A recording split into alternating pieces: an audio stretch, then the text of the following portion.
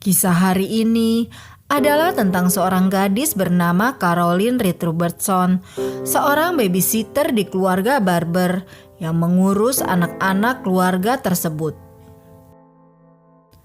Awalnya semua nampak baik-baik saja, sampai ia mulai merasa cemburu dan membanding-bandingkan dirinya dengan anak gadis yang ia urus. Dan niat jahat untuk menghabisi gadis itu mulai merasuki pikirannya.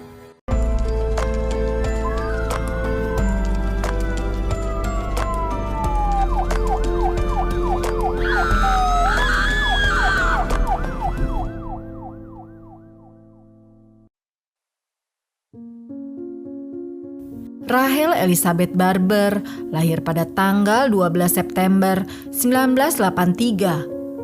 Dia mempunyai orang tua yang bernama Elizabeth dan Michael Barber, serta mempunyai dua adik perempuan yang bernama Heather dan Ashley Rose. Rachel adalah seorang gadis kecil yang mencolok dengan rambut coklat gelap dan mata hijau jamrut yang berkilau. Dia sangat pemalu, namun sifat pemalu itu hilang ketika dia mulai menari. Semua orang yang mengenal Rachel mengakui kemampuan menarinya yang luar biasa dan hasratnya untuk tampil. Jika dia tidak sedang berada di kelas tari, dia akan berada di rumah bersama keluarganya yang duduk di sekelilingnya sambil menonton dengan takjub saat dia menampilkan tariannya untuk mereka. Rachel memiliki ambisi yang besar dan tidak ada yang meragukan bahwa ia akan dapat mewujudkan mimpinya. Ia adalah seorang anak yang memiliki segalanya untuk dirinya dan tampaknya memikat banyak orang. Pada awal 1993, saat Rachel berusia 9 tahun, Rachel dan keluarganya pindah ke Mount Albert, pinggiran kota Melbourne, Victoria, Australia. Keluarga ini menetap di daerah itu dengan baik dan memberikan kesan yang baik pada para tetangga. Sepertinya itu adalah daerah yang cukup ramah untuk membesarkan keluarga mereka. Di antara para tetangga, tinggallah sebuah keluarga di seberang jalan dengan seorang anak perempuan bernama Caroline Reed Robertson. Rachel telah menarik perhatian Caroline. Seperti banyak orang lain, dia terpesona oleh Rachel dan mulai mengembangkan rasa tertarik padanya. Caroline masuk ke dunia Barber berkat adik perempuannya yang berteman di sekolah dengan salah satu adik perempuan Rachel. Caroline yang berusia 5 tahun lebih tua dari Rachel, pada tahun 1996 dia mulai mengasuh Rachel dan adik-adiknya. Pada saat itu dia mulai melihat Rachel dari dekat dan dari sini dia mulai membuat perbandingan yang akan semakin merusak pandangannya yang sudah tercemar tentang dirinya sendiri. Caroline mulai melihat segala sesuatu tentang Rachel yang tidak atau tidak akan pernah bisa dia miliki. Rachel adalah seorang penari berbakat yang memikat perhatian banyak orang. Sedangkan Caroline adalah seorang penyendiri yang merasa jijik pada dirinya sendiri. Rachel bertubuh ramping dan tinggi dengan tubuh penari. Sedangkan Caroline sangat tidak senang dengan berat badannya dan iri dengan tubuh Rachel. Rachel mengenakan pakaian yang trendy dan memiliki gaya yang mengagumkan. Sedangkan Caroline tidak modis dan tidak pernah bisa menemukan pakaian yang cocok untuknya.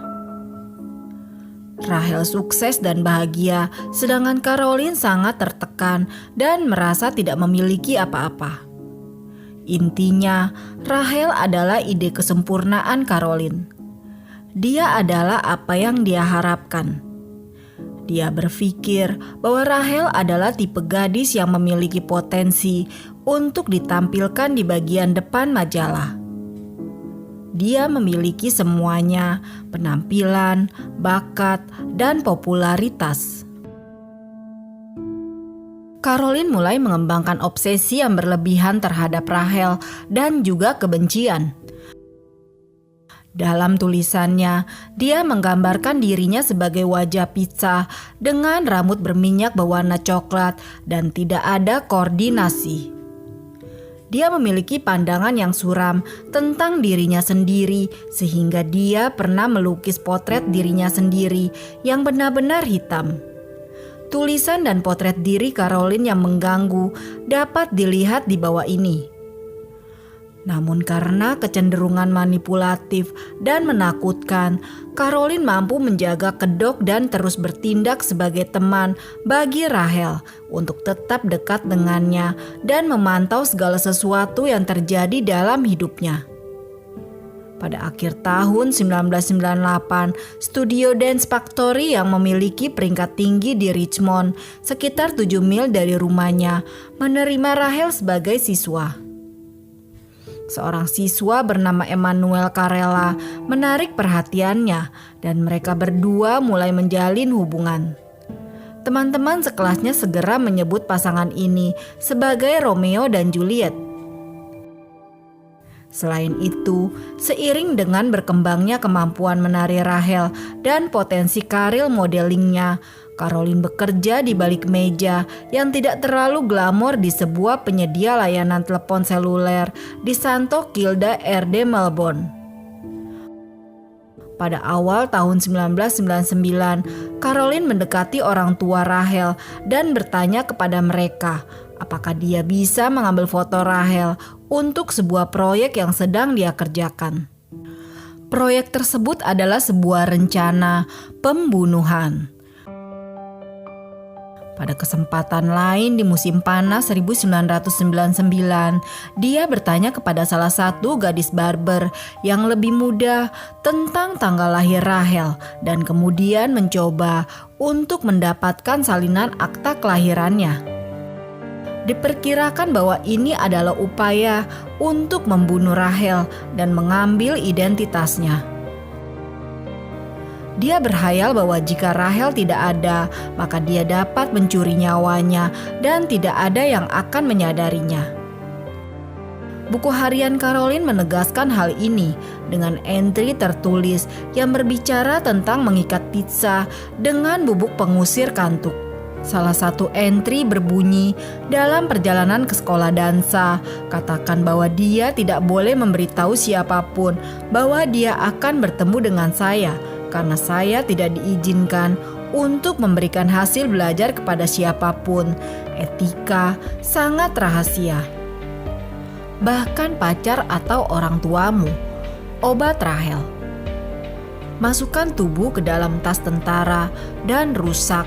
Buang di suatu tempat yang jauh. Tidak ada mobil. Entry lainnya berbunyi, periksa peternakan. Selasa mengatur pinjaman bank, pindah mobil. Malam untuk menyamarkan rambut. Bersihkan rumah secara menyeluruh dan bersihkan karpet dengan uap. Malam Minggu 28 Februari 1999 adalah malam terakhir yang dihabiskan keluarga Barber bersama Rachel. Malam itu, Caroline dan Rachel berbicara di telepon 2 kali. Satu panggilan dilakukan pada pukul 17:24 dan panggilan kedua dilakukan pada pukul 17:45. Caroline menipu Rachel untuk menemuinya keesokan harinya setelah kelas dansa, menawarkan uang sebesar $100 Amerika Serikat dan pakaian gratis untuk ikut serta dalam studi psikologi. Keesokan paginya, Rachel pergi ke sekolah dansa dan ini adalah kali terakhir ayahnya melihatnya hidup-hidup. Dia membawanya ke pemberhentian tram di sudut Riverdale dan Elgarot agar dia bisa sampai di sana. Mereka berpisah sekitar pukul 9:30. Gadis itu setuju untuk bertemu dengan ayahnya di halte tram ini pada malam hari sekitar pukul 18:15. Rahel tetap berjaga-jaga pada hari itu, memberitahu teman-teman kelas dance-nya bahwa ia memiliki pekerjaan yang dibayar malam itu, tetapi ia tidak dapat memberitahu mereka apapun tentang hal itu, karena ia telah disumpah untuk merahasiakannya. Tetapi ia dapat memberitahu mereka semua tentang hal itu setelahnya. Teman-temannya mengira itu adalah pekerjaan sebagai model. Emmanuel Manny tidak senang karena Rahel sangat tertutup dan khawatir dia akan mendapat masalah, tetapi Rahel meyakinkannya bahwa dia baik-baik saja. Ketika kelas dansa Rahel berakhir, penampakan terakhir yang dilaporkan terjadi sekitar 1 jam kemudian ketika dia terlihat turun dari tram ditemani seorang wanita. Orang tua Rahel membunyikan alarm pada malam yang sama, segera setelah putri mereka tidak muncul di tempat pertemuan yang telah disepakati, tempat mereka seharusnya menjemputnya. Pada tanggal 2 Maret, ketika diketahui bahwa Rahel benar-benar hilang, polisi memulai rekonstruksi skala penuh atas kejadian pada hari itu. Sejumlah besar orang diinterogasi, mulai dari pacarnya hingga murid-murid sekolah dan orang yang lewat di jalan. Terungkap bahwa sekitar pukul 17.35 sore setelah kelas berakhir, Rahel meninggalkan sekolah bersama teman-temannya dan berjalan bersama mereka di Crook Street menuju Bridge Road. Di sini dia mengucapkan selamat tinggal kepada mereka dan pada pukul 17.45 berjalan terus. Kemudian Rahel bertemu dengan Caroline, teman lamanya, dan mereka naik tram. Orang siswa Dance Factory yang naik tram yang sama malam itu kemudian mengatakan kepada polisi, "Saya ingat bahwa Rahel terlihat sangat cantik dan dia sangat menakjubkan dibandingkan dengan temannya yang tampak seperti orang bodoh." Kedua gadis itu turun dari tram di Park Rand dan pergi ke apartemen Robertson.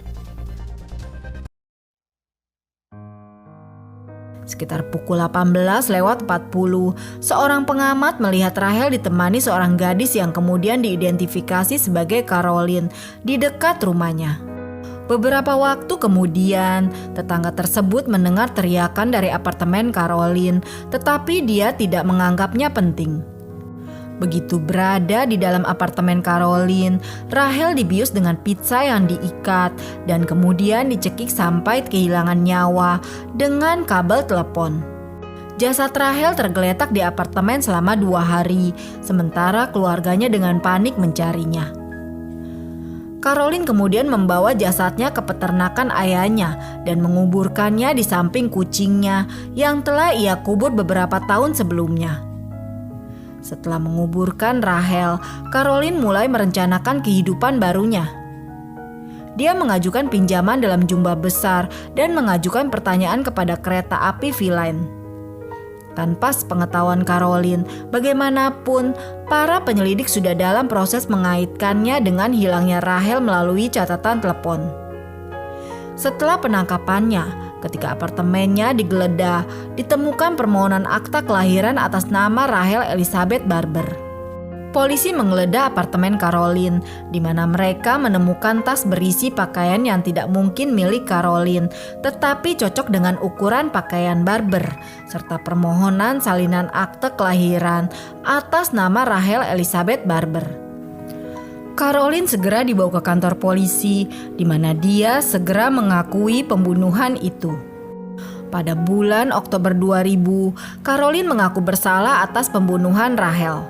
Selama di pengadilan, Caroline menggambarkan dirinya sebagai bukan siapa-siapa yang tidak bahagia dan tidak memiliki teman, ingin menjadi orang lain, seseorang yang lebih baik. Dia terobsesi dengan Rahel karena dia merasa bahwa Rahel adalah perwujudan dari murni dan segala sesuatu yang dia inginkan. Selama persidangan, psikiater forensik Justin Barry Walsh mengatakan bahwa Caroline sangat terganggu saat membunuh Rahel. Namun secara hukum ia tidak gila.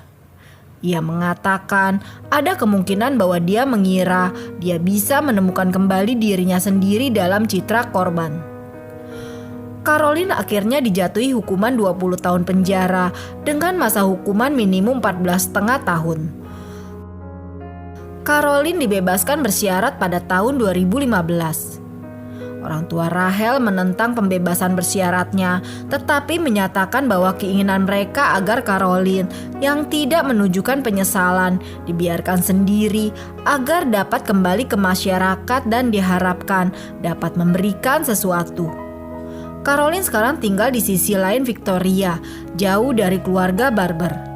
Dia tidak pernah menunjukkan penyesalan atau meminta maaf atas pembunuhan Rachel. Foto itu mengejutkan orang tua Rachel yang belum pernah bertemu Caroline sejak dia dijatuhi hukuman pada November 2000. "Saya sama sekali tidak mengenalinya. Dia benar-benar berbeda," kata Elizabeth Barber.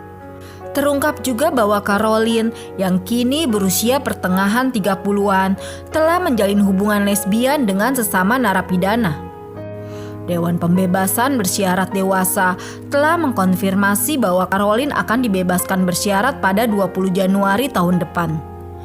Keluarga Barber berharap Caroline akan menjalani kehidupan yang tenang dan tidak menimbulkan masalah ketika dia akhirnya dibebaskan.